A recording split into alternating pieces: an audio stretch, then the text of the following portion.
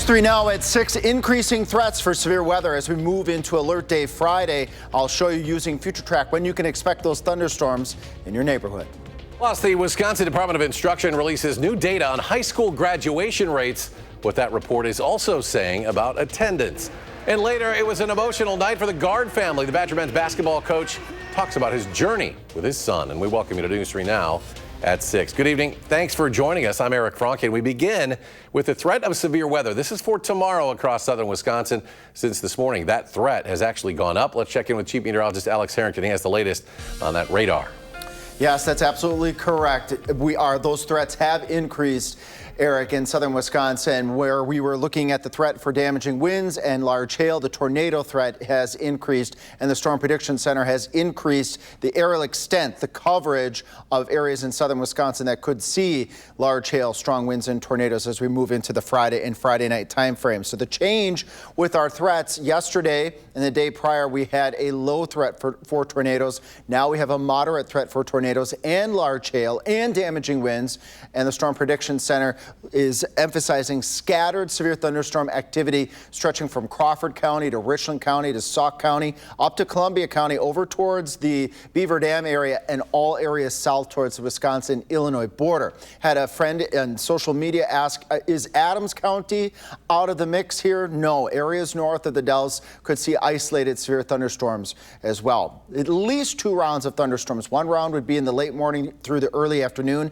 as a warm front moves through, with large hail being the primary threat with that round of thunderstorms. Then that last round of thunderstorms would be tomorrow night during the evening and overnight hours, where we could be looking at strong winds and a couple brief spin-up tornadoes. But right in the middle, as that warm front moves through, if we get any breaks in the thunderstorm activity, shower and thunderstorm activity, and we get any other thunderstorms to pop up along that warm front as we head into the afternoon and early evening, all hazards would be possible, including a few tornadoes. Now, when I come back, I'll use FutureTrack to show you when can you expect those thunderstorms to start and when can you expect the thunderstorm chance to end. That's coming up in just a little while. Eric? Alex, thank you. And track the forecast for yourself with our First Warn Weather app. It has hourly planners, the latest radar as well. You can download it for free in your phone's app store.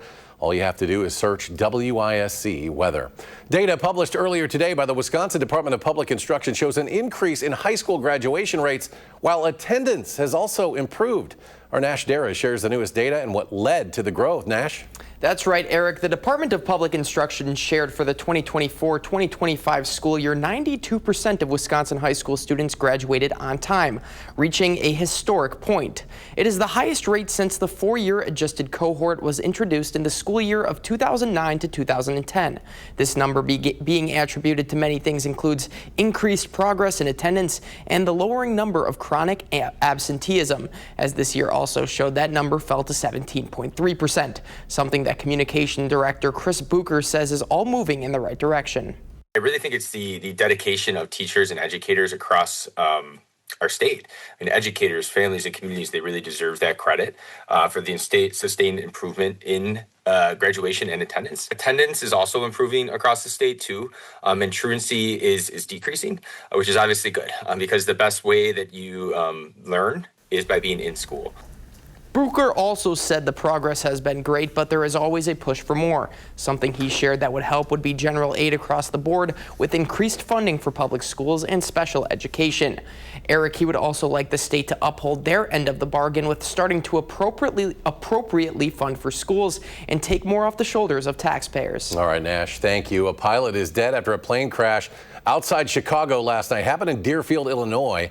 According to law enforcement, the plane crashed behind a row of townhomes around 9:45. Police say the plane struck the roof of one of the homes and 2 gas meters. Now, that single-engine aircraft had taken off here in Madison from Dane County Regional Airport. It was heading down to Chicago Executive Airport. The pilot, a 75-year-old man, was the only person in that aircraft. He died at the scene. No one on the ground was hurt. We tried to check on the pilot, but the cockpit was destroyed. And all we could see was a phone and a jacket. Thank God they didn't hit anything, and I just hope that I just hope they know that they saved all of us. The FAA and National Transportation Safety Board will investigate this crash in conjunction with the Lake County, Illinois Sheriff's Office. We now know the identity of the man who died after a rollover crash on South Park Street early yesterday. 36-year-old Adibal Sandoval Medrano died at the hospital. This crash happened just after 12:30 in the morning. An investigation found the driver reportedly ran a red light, crossed over 3 lanes, went up on a sidewalk, and then hit a retaining wall. Dane County Medical Examiner's Office says Sandoval Medrano died from injuries suffered in the crash. Wisconsin men's basketball said farewell to their 4 seniors last night, but for Greg Gard, one just meant a little more. Andrew Banstra joins us with more. Andrew? Yeah, Eric, earlier this week, Greg Gard said that he'd probably be holding back tears when his son Isaac was honored on senior night. And can you really blame him? Isaac is the only 4-year senior in this year's class and the only player in program history to grow up in the program before playing in it. He hit a 3-pointer down the stretch that brought the house down on an emotional night for the Gard family. That was hard. It was, I walked my oldest daughter down the aisle in September, and that was an emotional, this hit the same level. It's very rare that you get this opportunity sitting in my seat in this position to have had your son grow up in this program and then to have the opportunity to have him here on the team and just everything. It's been, like I said, it's a once-in-a-lifetime experience. Well, coming up in sports, we'll have an update on the Badgers center, Nolan Winter, who injured his ankle last night. A lot of us remember when Isaac was just a little guy growing up in the program. Andrew, thank you. And meanwhile, Wisconsin getting ready for its final regular season game. You'll be able to watch it right here on CBS on Saturday. The Badgers heading down to West Lafayette to take on the Purdue Boilermakers at Mackey Arena. Purdue beat the Badgers earlier this year at the Kohl Center 89-73. So will Bucky be able to avenge the loss? Find out with a tip-off set for 3 p.m. And you're taking a live look right now. The Badger women's hockey team taking on Minnesota State. This is the WCHA final face-off up in St. Paul on the campus of St. Thomas. Right now the Badgers up 7-2.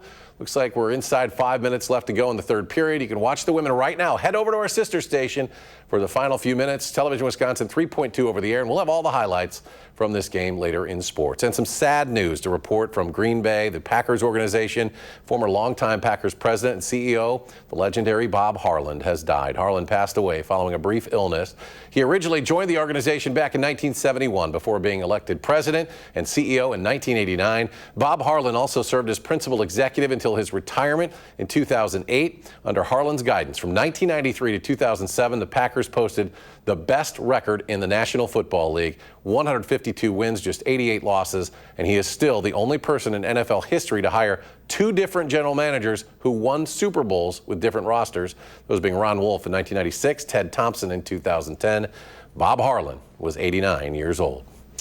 Well, Operation Fresh Start hosting its 2nd annual Women in Construction Career Fair in Madison. It's part of a long-running effort that started back in 1998 to bring more women into the skilled trades. Today, women make up only about 14% of construction workforce, and just 4% actually work out in the field. Most others remain in the office or in management roles. The fair features a wide range of union and industry partners, including IBEW Local 159, solar and electrical contractors, plumbing and fire protection firms, HVAC, concrete, general labor unions, as well as remodelers. Really grateful for all the companies that were willing to sign up and that partner with us here at Operation Fresh Start, because without them, we wouldn't be able to have these career fairs and my young people wouldn't be getting jobs. Through its Build Academy and other programs, Operation Fresh Start helps 16 to 24-year-olds gain hands-on construction experience, industry certifications, and pathways into jobs. And last year, the program saw an 84% job placement rate into the trades. Babies and Beyond once again teaming up with News 3 Now for our community baby shower. The Madison nonprofit helps hundreds of families every month navigate pregnancy and early parenthood. They're collecting diapers, baby clothes, and other essential supplies to support families all across the region. And you can drop off donations in person or simply order them from home using the group's Amazon wish list. We have those donation details at channel3000.com. And a reminder, time is coming to an end on this. You have until tomorrow to support our community baby shower. And News 3 Now and Vortex Optics are looking to recognize a local veteran going above and beyond in service to others during our Spirit of Service campaign. Through March 22nd, we're accepting nominations for local veterans making a positive impact in their communities. Then from March 30th through April 12th, you'll be able to vote. And so far, 32 veterans have been nominated. We'll announce the winner live on News 3 Now this morning on April 15th. Still to come at 6, a warning from the Department of Consumer Protection if you still have to file your taxes. After the break, our consumer reporter Michelle Renee Quinn lets us know what to look out for. Stay with us.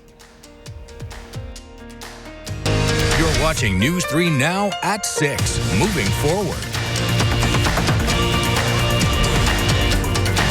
Welcome back. It's National Consumer Protection Week. And this morning, consumer reporter Michelle Renee Quinn is back with a warning from the Department of Consumer Protection. During tax filing season, you should be sure to file as quickly as possible. That's because identity theft scams attempt to file in your name. Michelle Reinen, the administrator of the Division of Consumer Protections at DATCP, also warns of back tax scams. That's when you're going to receive a phone call from an agency or a department or an official indicating that you have back taxes out there and you need to make a payment right away. They may indicate that they're doing a red flag audit check or that they're the official officer out there, and that you can make these payments right now over the phone because this is a limited time offer.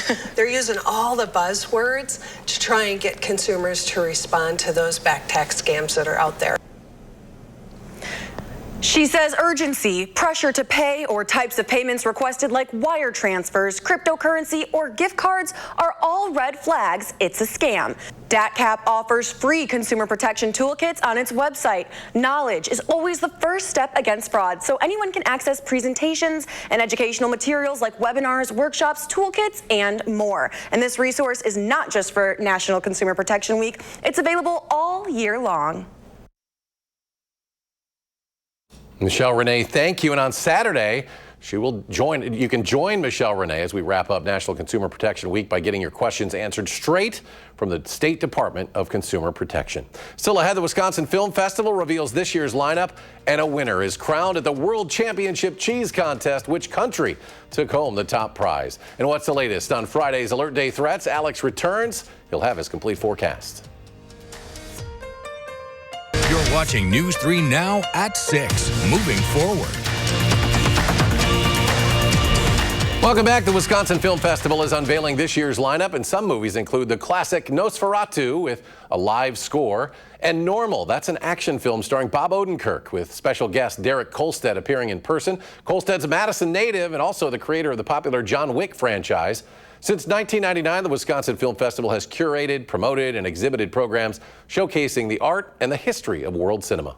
We're handpicking these movies. We think these are the best movies that we've seen over the course of the year, attending festivals around the world, and we're bringing them to Madison. This is something else, something to open your mind, something to give you a new experience, and it's also a communal experience. You're not going to get this, on the couch alone at home. Seeing a movie together is a really powerful experience, and I think people realize that more and more after the pandemic.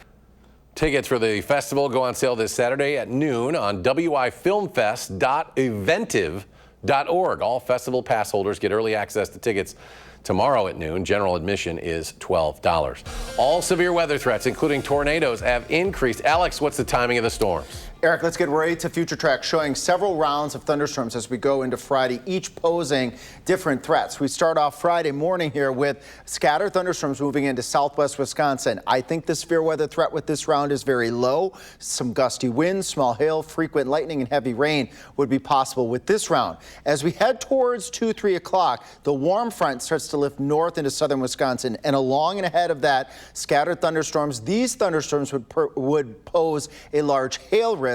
Then once we break into what's called the warm air sector, where we get warm and a bit on the humid side, any isolated thunderstorm would pose what we call a supercellular nature. Those are those rotating thunderstorms capable of producing tornadoes, large hail, and damaging winds. We could have a couple of isolated supercells during the late afternoon hours going into the evening hours of Friday. Then that last round comes in as we head towards late evening, 11, 12 o'clock at night. It is very distinctly possible that we could be tracking severe weather as late as 2, 3 o'clock in the morning. Again, anytime there's severe weather, there's that danger and that threat, but nighttime especially because it's very difficult to see. So I urge you to have that First Warn Weather app downloaded. That's WISC Weather in your app store. And of course, we will be covering tomorrow throughout the day as needed and cutting in for any watches, warnings as needed. And everything wraps up as we head into Saturday and temperatures will cool on down. The Storm Prediction Center has increased the risk of severe weather to a scattered level from Prairie du Chien to Little Rock to Madison and areas to the south. Areas to the north up towards central Wisconsin, Juneau, Adams, Marquette and Green Lake counties, you're not out of the woods. You could have isolated severe weather.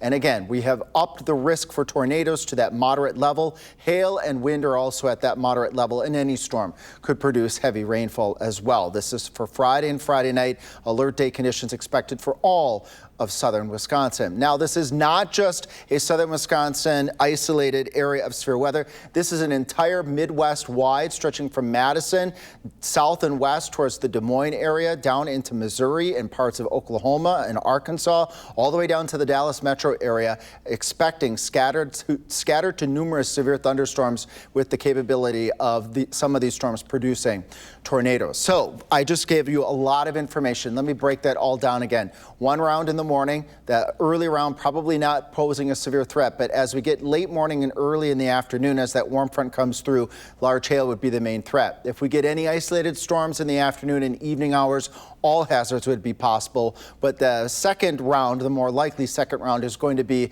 later at night, later Friday night, going into the early part of Saturday with gusty winds and the potential for a few brief spin-up tornadoes. And in terms of the First Warn Weather Team, Savannah will be here in the morning. Jacob and Savannah will be working together if need be. Then Jacob will take over. I will come in tomorrow morning at early afternoon, right around noon, and Blaze and I will be providing coverage tomorrow evening. So the entire First Warn Weather Team, we are ready and we are planned to serve you folks tomorrow if and or when we need to break in for severe weather. Lows tonight, 20 to 25 degrees above normal, and then temperatures tomorrow getting into the 60s as that warm front rolls through. And the next chance for thunderstorms after warm weather will be Tuesday of next week. Alex, thank you. After 3 days of intense competition, we have a winner at this year's World Championship Cheese Contest. After all the judging, a rich and nutty cow's milk cheese from the Netherlands was crowned world champ. The Beemster Royal Grand Cru scored a 98.68 out of 100, topping more than 3,300 entries at this year's contest. While the U.S. didn't get that top spot, it did take home the most gold medals by country overall, and Wisconsin dairy processors led the way with 45 first-place awards for the U.S. And Andrew joins us now with a look at sports. Yeah, maybe a different kind of competition coming up in sports. Wisconsin women's hockey playing against Minnesota State in the WCHA Final Face-Off semifinals. A spot on the conference tournament championship is on the line next on News 3 Now.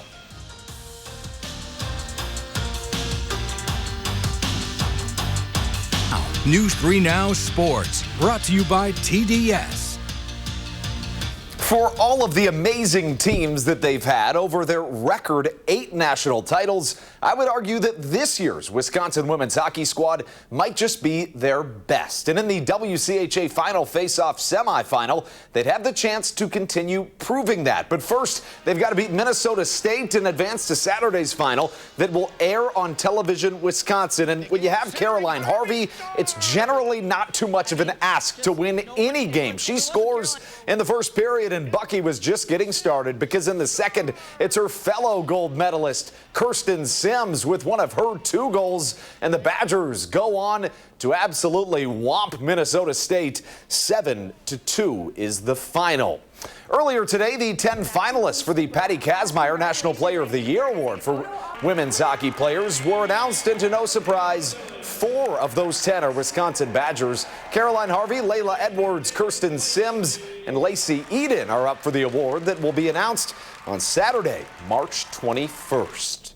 The Badgers will play in the WCHA Final Face-Off Championship game on Saturday at 2 p.m. on Television Wisconsin. And speaking of hockey, it's just that tournament time of year. The high school state semifinals were today, with a chance for a trip to win it all this weekend. We start with Waunakee on the boys' side, the top seed in Division II, but this one simply would not go the Warriors' way. Early in the third, they'd finally get on the board there, but that's as close as they would get.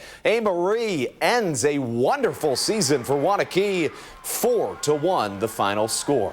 And on the girls' side, the Cap City Cougars playing the Bay Area Ice Bears as we speak. This one in the third period, and The good guys, as we'll call them, are trailing 3-1. We'll tell you at 10 if they could pull off the comeback.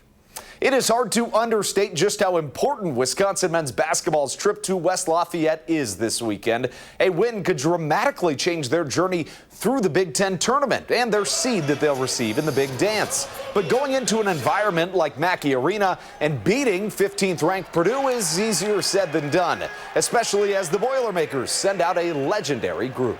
I think this game is definitely a lot bigger, considering it's going to be a senior night for them. So, you know, there's going to be all sorts of hype around that game just because of who their seniors are this year. But it's a fun environment, probably, one or two of the hardest environments in the Big Ten. So it's definitely going to be a fun way to go out of the regular season. Well, Wisconsin likely will not have Nolan Winter on Saturday, who injured his ankle last night against Maryland. The big man is key to Bucky's success, but there is good news. It appears not to be so severe as we once thought. The team says he is listed as day-to-day. Get him healthy, get him back for the postseason, hopefully. Quick final check with Alex. Yes, tune in tonight at 10 o'clock. The very latest updates on alert day conditions. We'll have a fresh look at future track for the timing of storms on Friday and Friday night. All right, thanks for joining us. Entertainment Tonight is next. Our next newscast tonight, News 3 Now at 10. You can always find us streaming 24/7 at Channel 3000 Plus. Good night.